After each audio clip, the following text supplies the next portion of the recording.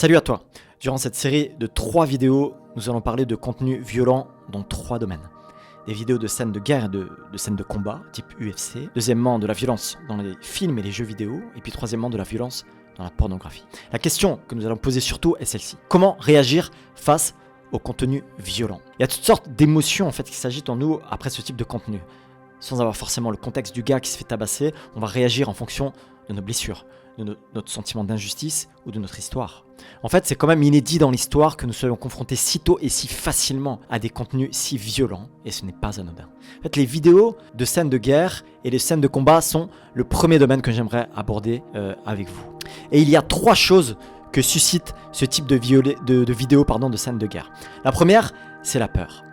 En fait, j'ai pas besoin de vous faire un dessin sur ce que vous pouvez voir comme scène de guerre, de bagarre de rue et de sport de combat type MMA, UFC, tout ça. D'ailleurs, si vous visionnez régulièrement ce contenu, ce type de contenu, votre algorithme va sans cesse et sans relâche vous proposer des séquences de ce genre.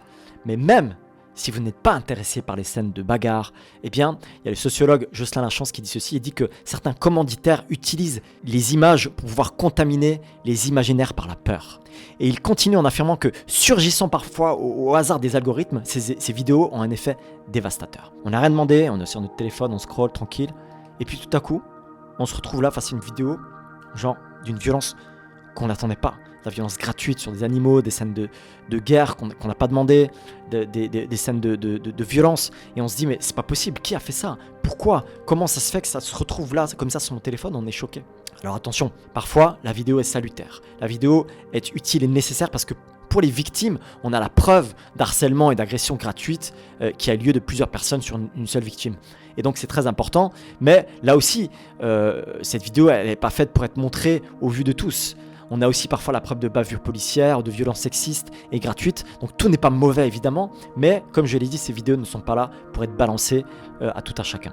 Alors, pour parler des arts martiaux et des sports de combat, par exemple type MMA, Ultimate Fighting, là aussi, il s'agit d'un style de violence réel. Et ça peut devenir quelque chose de tout à fait addictif. Pourquoi? Parce que, eh bien, là je cite un auteur aussi qui dit que le spectateur est davantage intéressé par la violence du divertissement et l'excitation du spectacle que par les performances sportive. Et même quand cela suscite la peur, en fait on en redemande parce que la peur génère aussi une forme d'attraction. Et c'est là qu'on retombe dans cette idée de susciter des émotions fortes qui sont là aussi pour nous doper, nous évader, nous faire sortir du quotidien. Parfois nous identifier aussi à ces combattants pour nous sentir forts, nous sentir puissants. Mais il faut se rappeler que derrière ces images, il y a aussi ces puissants réseaux sociaux qui feront tout pour que vous restiez scotché à votre écran. Ils sont plus juste un moyen de communication, ils sont un business qui brasse des milliards. Et plus vous êtes accroché et plus ils gagnent des billets. Peu importe l'impact que ça peut avoir sur vous. Et voici ce qu'a dit un autre auteur à ce propos. Les images vont et viennent comme une pluie de sensations qui nous submergent et on en redemande.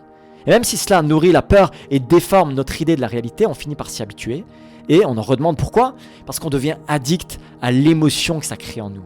Et la dopamine, vous savez, cette fameuse hormone, cette neurone du plaisir, on en parle de plus en plus, eh bien, elle va réclamer sa dose. Elle crée en nous des comportements de dépendance. Et sans nous en rendre compte, elle va nous pousser à réclamer certains contenus qui créent les mêmes sensations que la drogue ou d'autres types d'addictions. La deuxième chose, après la peur, que suscite ce type de violence, de vidéos violentes qu'on n'a parfois pas demandé, eh bien, c'est la haine. Pourquoi?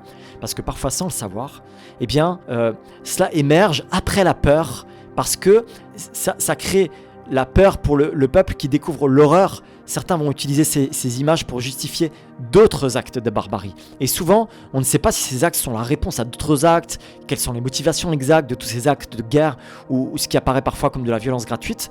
Et là aussi, le sociologue Jocelyn Lachance, il va dire, on regarde ces vidéos d'attentats ou de combats comme on regarde sur YouTube des scènes de cinéma célèbres et parfois violentes sans voir le film en entier. Et là, c'est très important. C'est-à-dire qu'on n'a pas le contexte de la vidéo.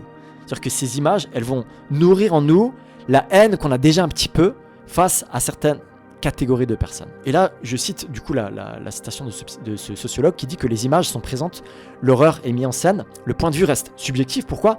Parce qu'il s'inscrit dans une vidéo dans un contexte plus large, susceptible d'en éclairer la compréhension, et ça incombe au spectateur qui n'effectuera pas toujours ce travail ou ne disposera pas des ressources pour arriver à faire ce travail du contexte plus large de cette vidéo.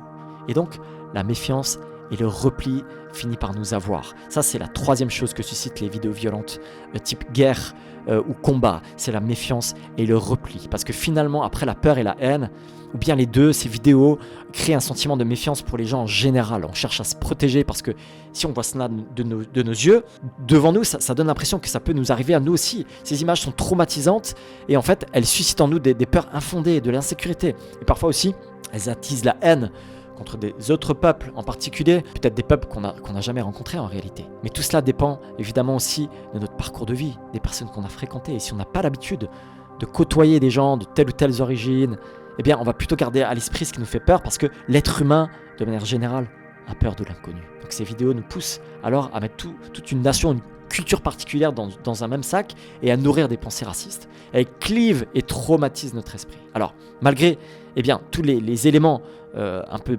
négatifs que je peux dire sur les vidéos type violentes, mais je crois que, en fait, de manière générale, il faut simplement se poser des questions d'ordre un petit peu réfléchi et constructive. Voici les questions auxquelles je vous propose de réfléchir pour terminer.